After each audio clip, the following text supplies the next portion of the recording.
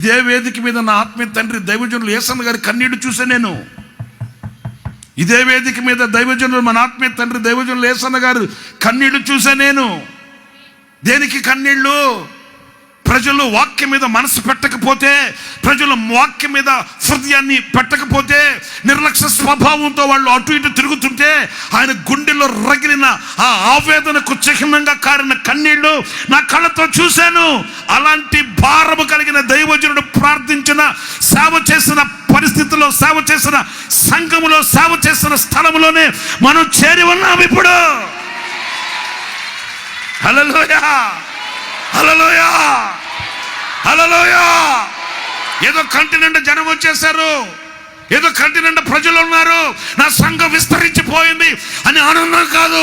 వీళ్ళలో ఎంతమంది ఆ శ్రేష్టమైన వాటి మీద దృష్టి కలిగిన వాళ్ళు అనే చింతన